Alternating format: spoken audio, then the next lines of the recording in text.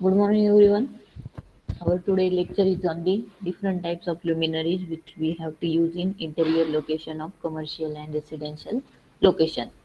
The firstly in the luminaries, the first part is the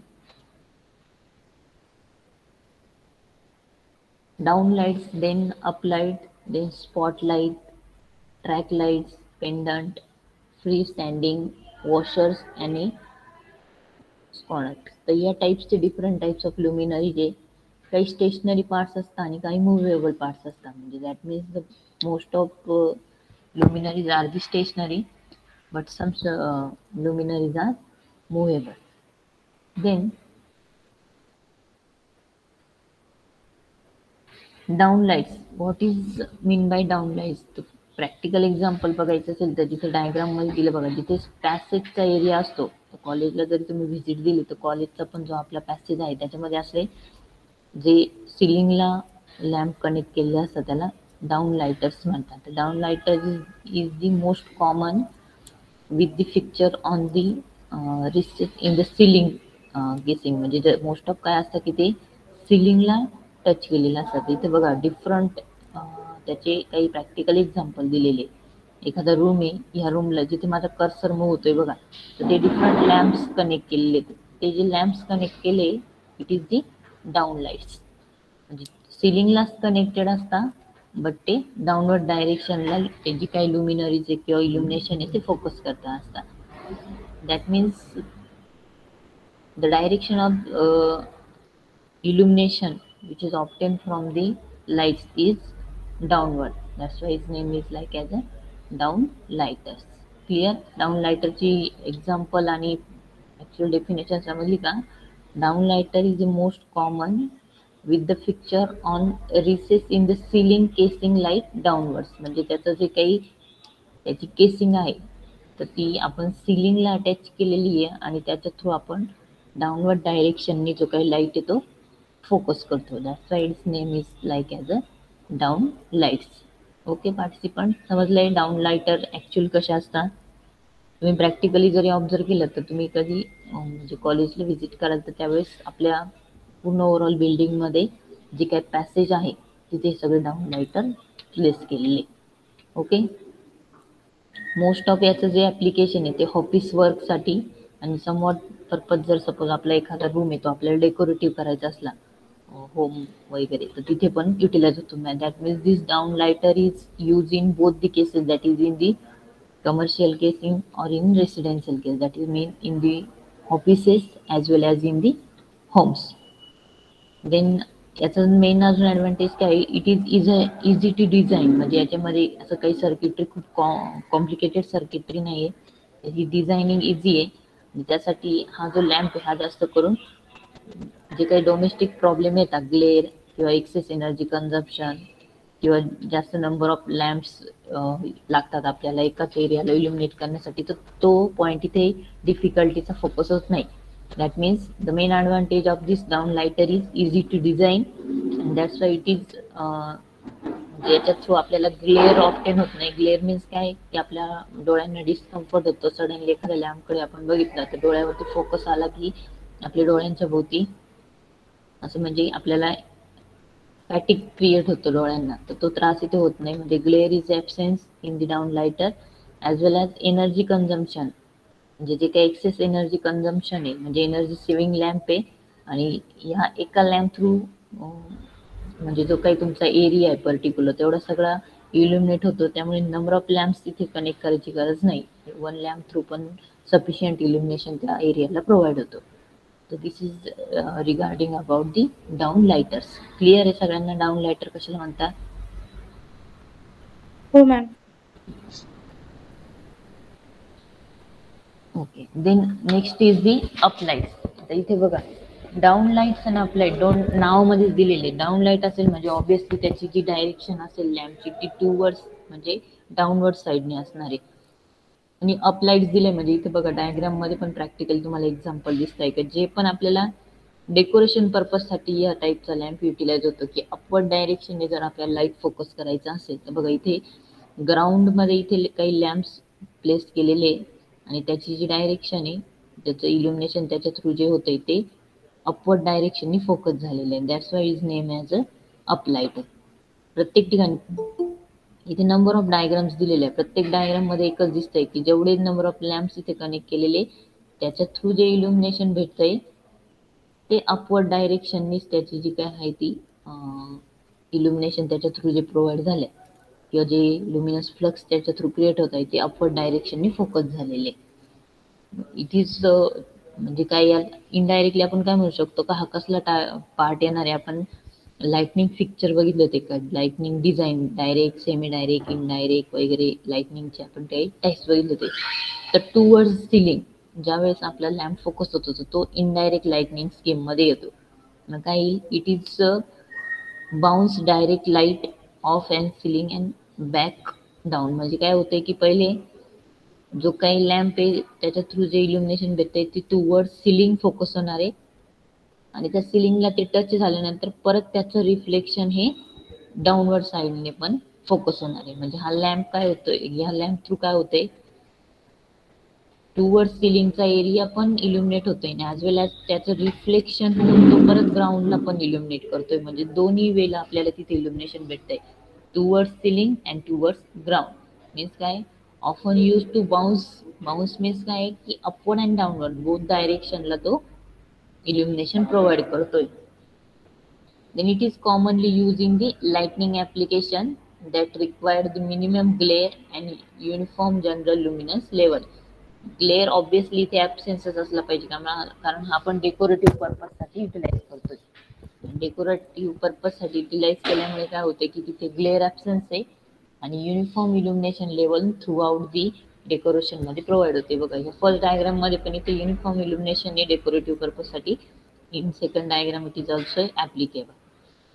then up lightning direct that is the indirect lightning. Up लाइटनिंगलाच आपण order जर आपला काही word use केला regarding our illumination त्याला indirect lightning scheme आपण म्हणतो. That means in the up lightning, that means in the indirect lightning scheme uses the diffuse surface to reflect the light in the space and can minimize the disabling the gear on the computer display. म्हणजे याच्या through आपण काय करू शकतो की जो glare आहे तो मिनिमाइज होतो आणि in short indirect lightning scheme इथे आपण इम्प्लिमेंट करतो in the up lights. Clear. Down lighter मध्ये डायरेक्ट लाइटनिंग स्कीम आहे म्हणजे maximum amount of light is falling towards the object म्हणजे ग्राउंडला. तर तो डायरेक्ट लाइटनिंग स्कीमच्या अंडर पार्ट येणार आहे. आणि अप लाइटनिंग जर आपण कन्सिडर केली it is under the indirect lightning scheme. Clear. Yes ma'am.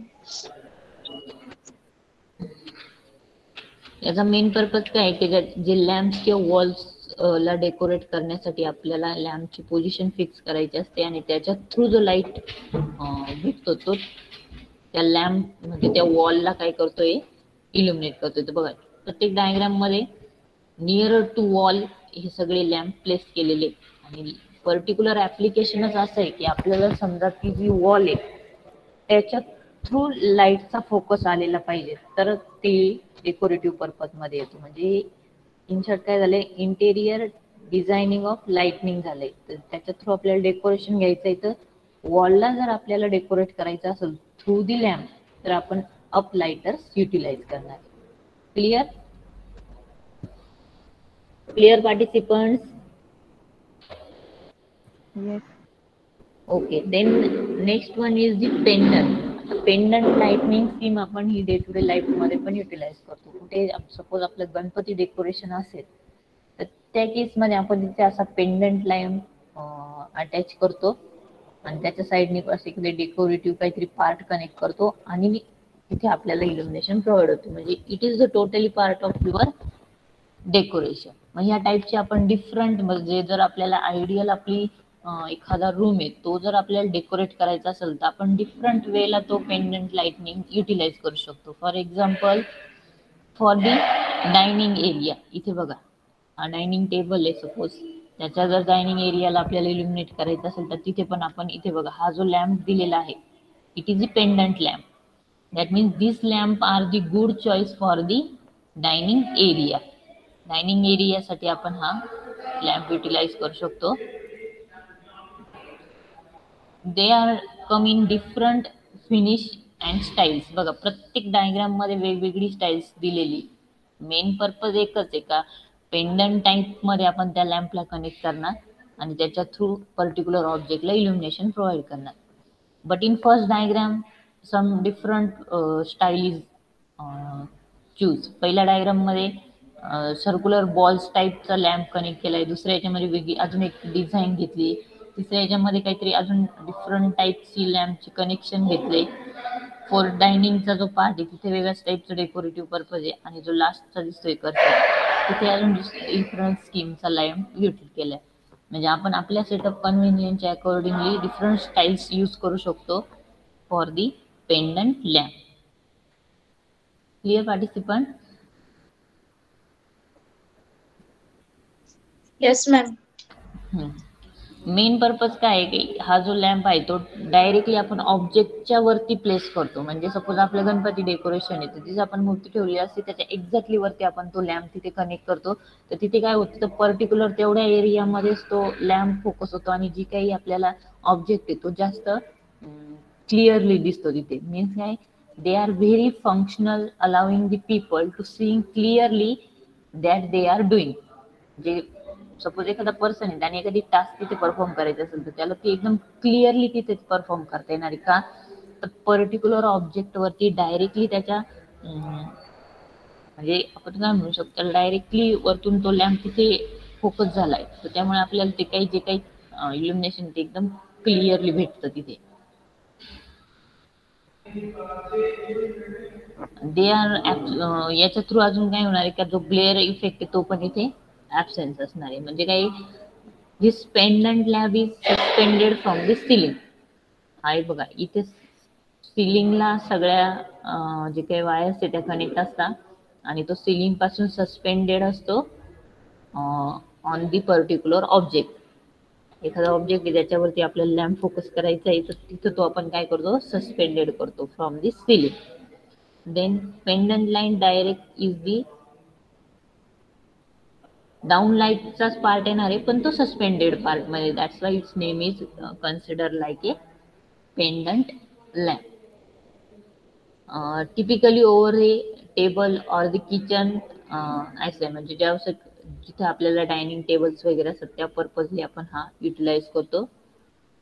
Then जर आपल्याला एखादा रूमला एखादी डेकोरेटिव्ह स्टाईल्स प्रोव्हाइड करायची असेल तर pendant can be enhance the decorative style of the room and pendant can provide the ambient or the task lightning. For task lightning चा for example मी तुम्हाला मागचीच एक डायग्राम पण दाखवली होती. एखादी टास्क आपल्याला परफॉर्म करायची. समजा आपण कम्प्युटर टेबलला बसलेलो आहे आणि तिथे आपल्याला एखादा कम्प्युटरला पर्टिक्युलर तेवढ्याच एरियाला आपल्याला इल्युमिनेशन प्रोव्हाइड करायचंय तर आपण डायरेक्टली तिथे तो कम्प्युटरवरती सस्पेंडेड मध्ये हा लॅम्प कनेक्ट करू शकतो आणि पर्टिक्युलर तेवढा जो कम्प्युटर टेबल असेल त्यालाच इल्युमिनेशन प्रोव्हाइड करू शकतो. म्हणजे जर टास्क ओरिएंटेड काम असेल तरी आपल्याला तो युटिलाइज करता येऊ शकतो किंवा ॲज अ डेकोरेटिव्ह पर्पज म्हणून पण पेंडंट लॅम्प युटिलाइज करता येईल. Clear students?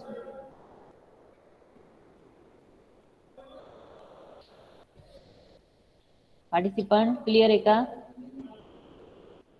Yes, ma'am.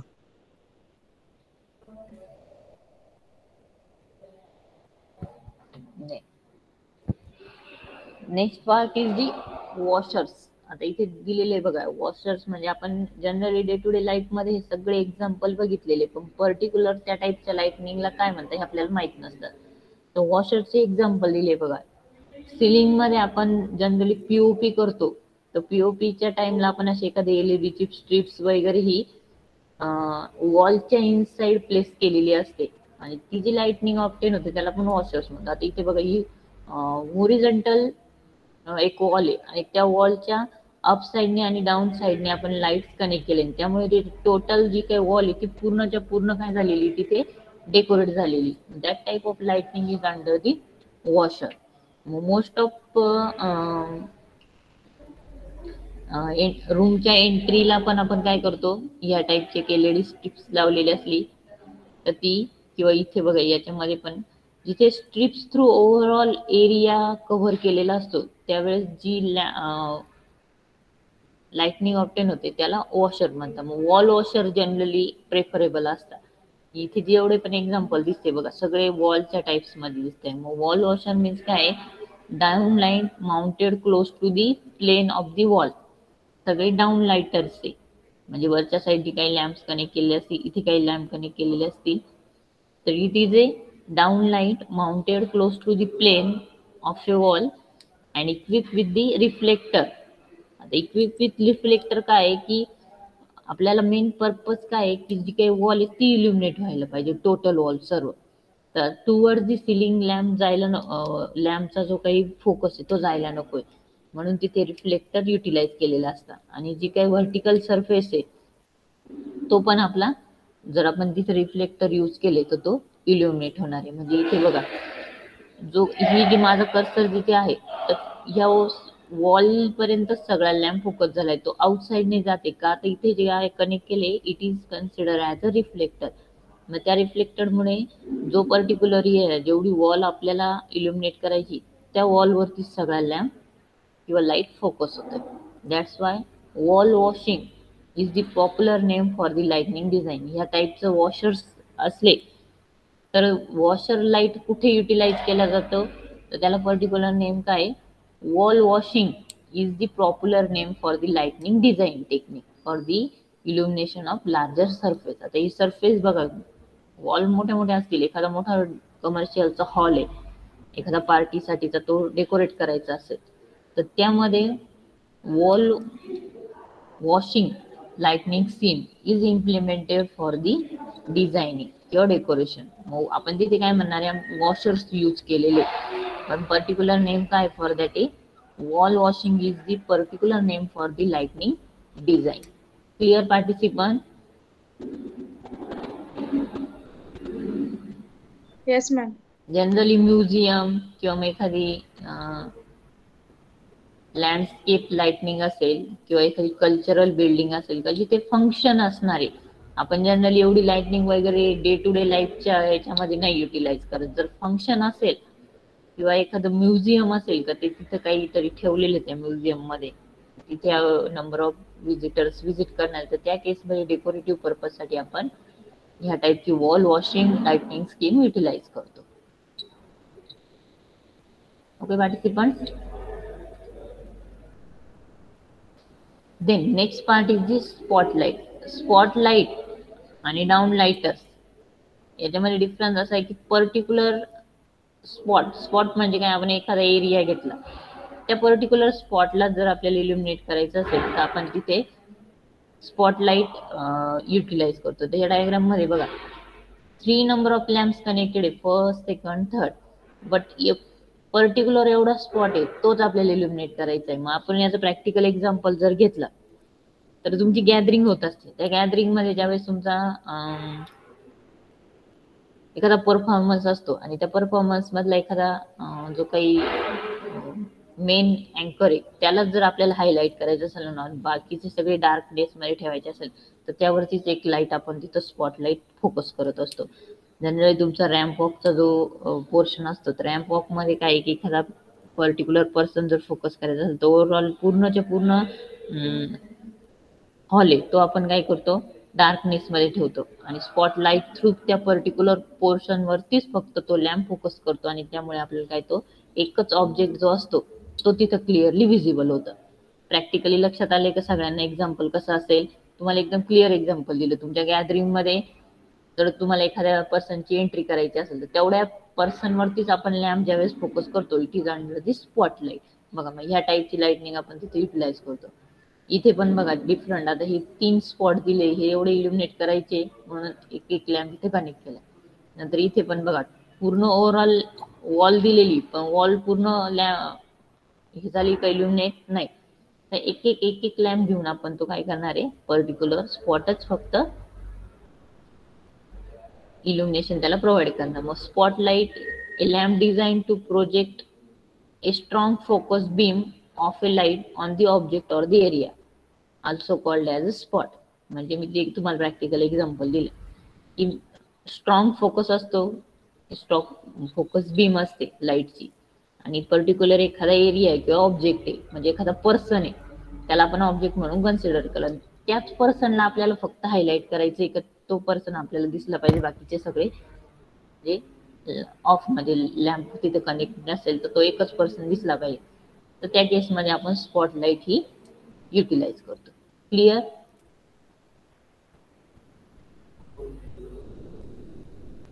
Participant clear आहे का? Yes ma'am. ओके. जनरली काय आहे की तुमचे टेलिव्हिजन स्टुडिओ मध्ये हे युटिलाइज करता. बघा मी जे प्रॅक्टिकल एक्झाम्पल आहे, टेलिव्हिजन स्टुडिओ मध्ये म्हणजे काय, एखादा डान्स वगैरे असेल, त्या डान्समध्ये एखादा पर्टिक्युलर पर्सनच फक्त हायलाइट करायचं, बाकीचे लोक दिसले नाही पाहिजे. तर त्या केसमध्ये त्या पर्टिक्युलर पर्सनवरतीच फक्त फोकस करायचं. म्हणजे टेलिव्हिजन स्टुडिओमध्ये याचं ऍप्लिकेशन आहे. Then making some object, person or the groups specially composes, म्हणजे जिथे आपल्याला एकच पर्सन हायलाइट करायचं आहे त्या केसमध्ये आपण स्पॉटलाइट युटिलाइज करणार आहे.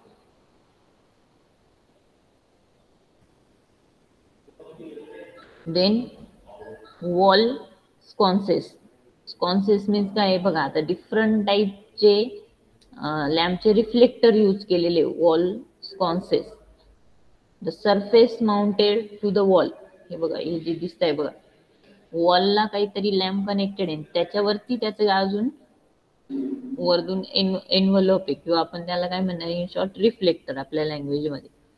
Surface mounted to the wall, sconces can direct light upward and downward. इथे बघा ह्या डायग्राम मध्ये काय दिसतंय, वॉल वरती लॅम्प कनेक्टेड आहे, त्याच्या साईडने जो रिफ्लेक्टेड आहे आणि तो अपवर्ड डायरेक्शनने आपल्याला लाईट देतोय, म्हणजे हा अप लाईटचा पोर्शन मध्ये आलाय. नंतर हा जो डायग्राम आहे इथेही वॉललाच कनेक्टेड आहे, पण हा जो वरचा रिफ्लेक्टर युटिलाइज केलाय त्यामुळे काय होतंय की towards the ground light focus होते, म्हणजे डाऊन साइडने आपण हा लॅम्प युटिलाइज करतो. म्हणजे आपण आयदर अपवर्ड और आयदर डाऊनवर्ड लाईट युटिलाइज करू शकतो.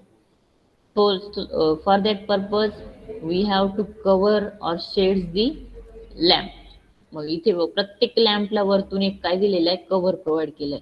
मग अकॉर्डिंग टू आवर ऍप्लिकेशन, ह्या डायग्रामचं ऍप्लिकेशन काय आहे, आपल्याला टुवर्ड्स अपवर्ड डायरेक्शनने लॅम्प फोकस झाला पाहिजे, तर आपण तसा रिफ्लेक्टर इथे कनेक्ट केला. या डायग्राम मध्ये असं शो होते की आपल्याला डाऊनवर्ड साईडला लाईट पाहिजे, तर आपण तिथे त्याच फॉर्मॅट मध्ये रिफ्लेक्टर युटिलाइज केलेला आहे. वॉल स्कॉन्सेस मीन्स काय, वॉलला लॅम्प कनेक्ट केलेला आहे आणि according to our convenience different covers और shades can be use for the stylish touch to the room. याचा पर्पज काय की इल्युमिनेशन नाही याच्या थ्रू प्रोव्हाइड होत. इथं फक्त काय आपला रूम स्टायलिश दिसतो की कुठे काहीतरी लॅम्प कनेक्ट केला आणि त्याच्यासाठी डेकोरेशन मध्ये तो आपल्याला म्हणजे जी काही रूम आहे ती स्टायलिश दिसते. क्लिअर? Yes ma'am. ओके. आता मला सगळ्यांनी